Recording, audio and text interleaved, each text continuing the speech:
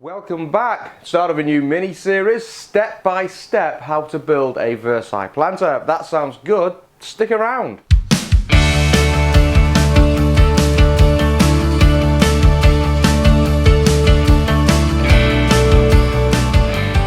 Hello, welcome to the Woodgrafter. My name's Andy Guile. If you're new here, our mission is to inspire, educate and support you in your journey to becoming a better woodworker. On the channel, we regularly push how-to videos, step-by-step approaches to build things that stretches our joinery techniques, our woodworking techniques, and just helps us to generally improve. So if this sounds good to you and you're not a subscriber, subscribe now. Give me a thumbs up on the channel. With that said, let's get started. The Versailles planter is one of those things that's been around since the 17th century. Originally designed for Louis XIV to put his citrus plants in so he could take them inside in the winter when it became cold to save stressing the plants and shipping them around the world. They were actually invented by the head gardener, André Lenotre. Very clever design. Put your plants inside, large citrus trees all over Versailles, and then you could pick them up and take them inside to the orangère in the winter time. Clever. The design that we're going for is inspired by those same planters that have been around since the 17th century, and you see them all over the place in front of people's homes. Let's look at our design. This is what we're going for, our Versailles inspired planter. 4 large stumpy legs, some cross rails, bit of decoration at the top, and these panels, tongue and groove panels around the side to give it that classic look. Finish wise, it's going to be in a nice green colour that you'd recognise from the original Versailles design. This is a small version. It's going to stand at 410mm high and about 440mm wide. Now this is a great weekend project. It's probably going to take you about 2 days to create one of these and get it finished. I've seen these on the market from mass-produced low quality things from about 25 UK pounds all the way up to thousands of pounds for the full-blown Versailles container. The size that we're making tends to retail about 130 UK pound if it's custom made to a specification. We're going to make our Versailles container out of pine, and this is just material I picked up at my local big box store.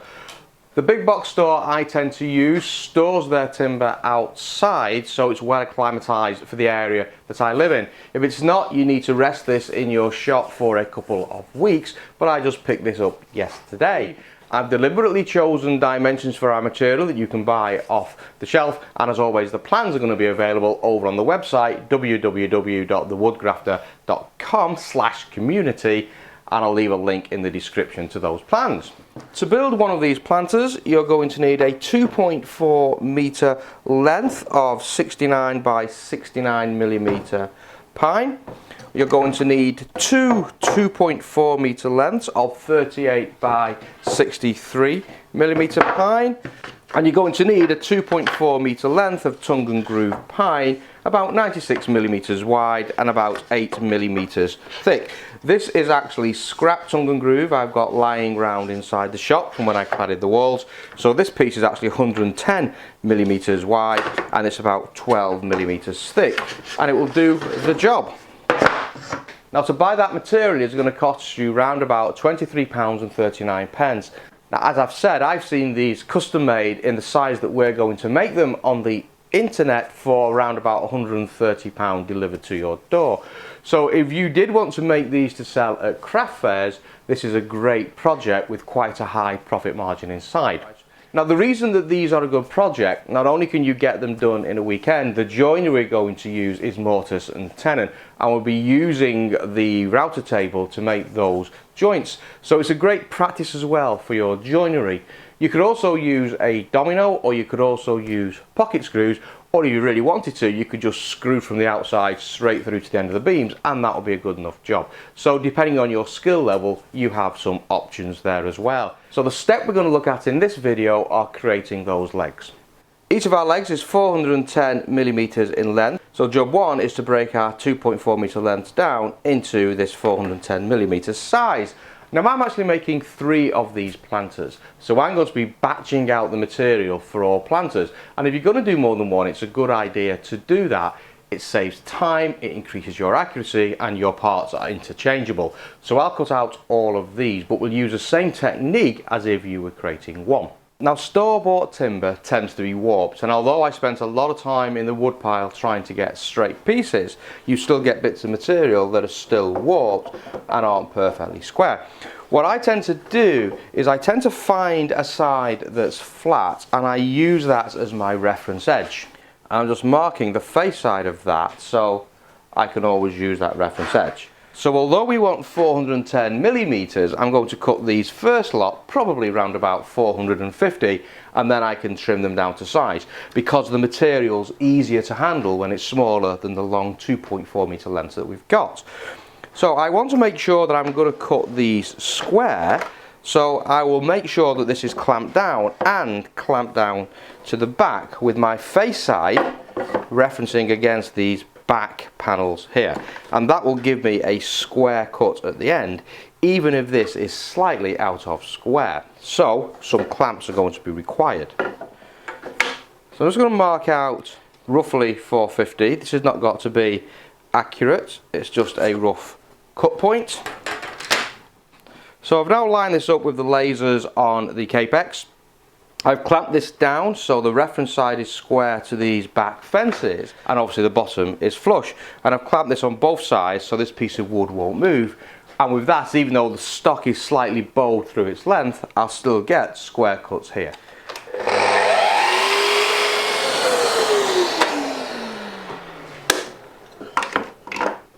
And that's what I'm looking for, a nice square cut on the end of this material.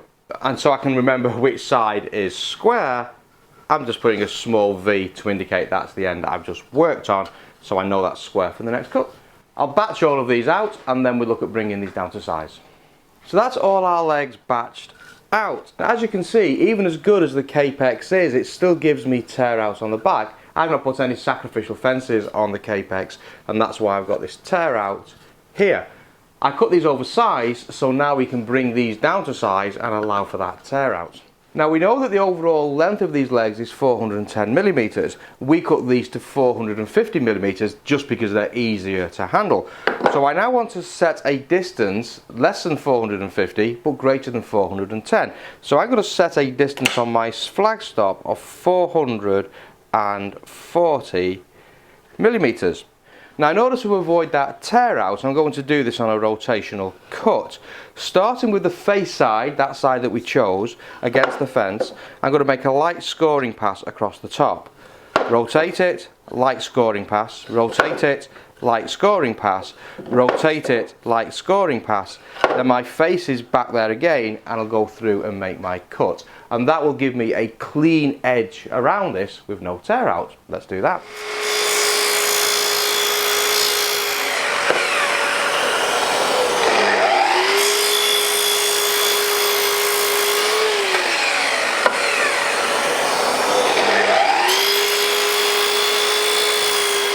Now you can see the difference that that's made to our cut. Nice and clean, perfectly square, and no tear out.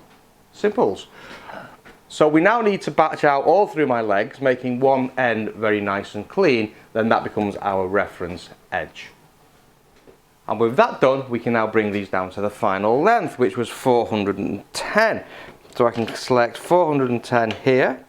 Now because we're batching out all the components for all the planters, it doesn't actually matter if this is out by a few millimeters because we'll use proportional dimensioning as we go through the build. But what is critical is that everything is the same length. So with this set, we will bring these down to size. Now don't forget that this is now your reference edge. That edge that we just took the time to make that pristine square cut is now our reference edge. And we'll use the same technique. Our reference edge goes hard against the flagstop. Our reference face goes here. Scoring cut, scoring cut, scoring cut, scoring cut. Then the reference face back there, and then we'll make the final pass. And that will give us everything the perfect length and perfectly square. And that's what we're looking for. Let's crack on.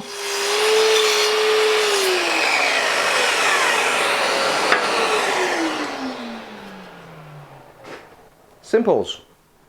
And there you go, 12 sets of legs cut. Next thing I want to do is to put a small chamfer on the bottom of these, and that's because when they're built they're likely to be dragged around, probably on some sort of hard patio, and with these being painted there's a good chance that when you're dragging it these bottom edges here will tear out, and because it's a lighter wood painted dark, that will really show up on the final product, and over time it'll start to look quite messy. To prevent that happening, we put a small chamfer, a small 45-degree chamfer round these edges on the base. Now that would suggest that you now need to know what's the top and the bottom. For our situation it doesn't matter because I'm painting this, but if you wanted to go with an oil-based finish, and I could well understand why you'd want to do that. So what you then need to do is to start to work out the orientation you want to put these legs in, and you're looking for a nice pleasing grain design. For example, you probably wouldn't want this knot here visible on the front, and neither would you want this knot here visible on the front. So on this piece you might say that's my front face and this is my side face, because that's a nice pleasing grain orientation. And you might say I want it that way up as opposed to that way up, so on that particular leg that will be a top and that will be a bottom. So go through that selection, bring your material together, look at the 4 legs in contrast and just work out that pleasing grain design to the eye, and then mark top and bottom.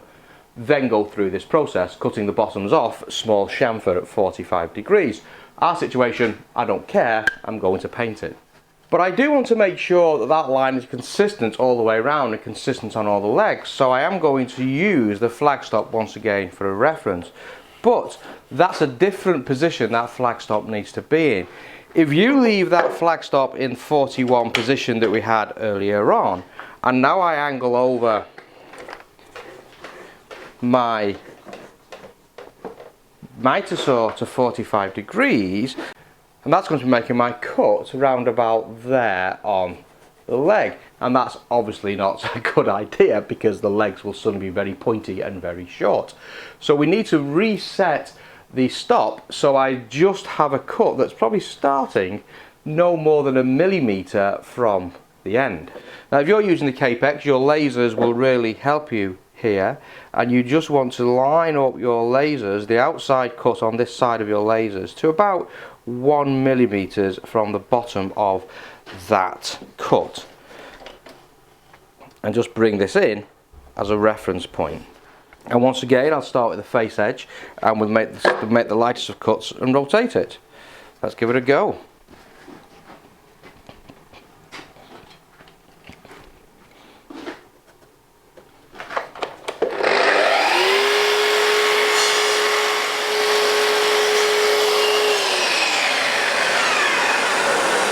And you can see what I've got now is this very, very light chamfers round the base, and that's enough so when that's on a concrete surface and it's being dragged, it will stop the sides splintering out. So I just want to go ahead and make that cut on all of these. You could do that on a router table, you could do it with a sander and just sand it over. I find if you do it on the Capex, it gives you a consistent look and feel around that, and it just looks a bit more professional. So that's all of those bases now chamfered off, looking quite nice. I do want to put a chamfer at the top, but I just don't want to do that yet, because when I come to do the joinery, I'm going to measure it up from the top. So I want a hard corner there to reference off. If I've chamfered it, I've no guarantee that my chamfer is going to be completely consistent, and that could knock my joinery off. So for now, we leave the top square and we leave it unchamfered. But the bottom's done, and that's out of the way.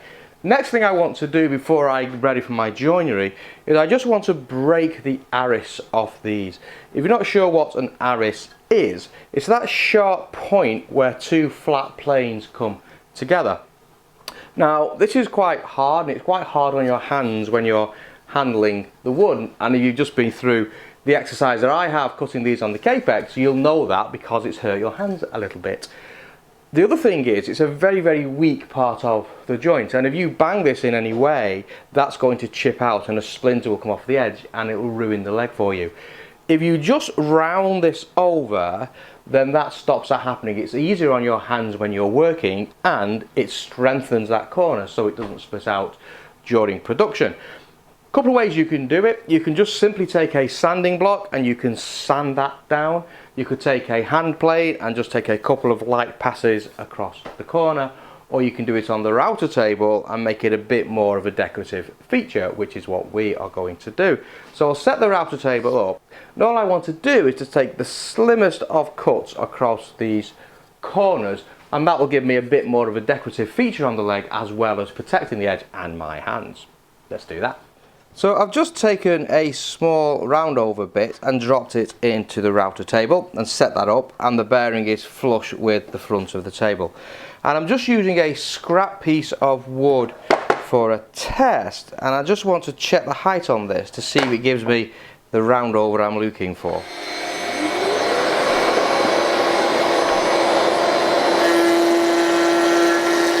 Can you see it's just giving me that small round over there on the edge. Now that's actually a little bit too high, so I'm going to lower the router bit down a little bit. And that's better. It's giving me a very small round over on the edge now that's quite pleasing and will strengthen the joint. All we now need to do is to put that edge on all the corners of all our pieces of wood. Let's do that. And what you end up with are legs that are beginning to look like this. We've got this nice clean chamfer at the bottom, and we've got these beautiful rounded over profiles on the end, and that's looking quite good. And it's those little touches, you know, those rounded corners, the chamfered legs, that just start to lift up your woodworking a little bit. It's not hard to do, but you'd be amazed how many people don't, and the wood's got sharp edges on it and it just looks like you've thrown something together using cheap timber from your local DIY store, which, to be fair, is what we're doing, but we're taking time, and therefore we remove that thrown together look and it starts to look like a really nice job. That's all I wanted to cover in today's episode. Get these legs cut to length, get the chamfers done, get them rounded over in your workshop, and then we'll come back together and we'll look at the joinery, making the mortices on these legs. See you next time.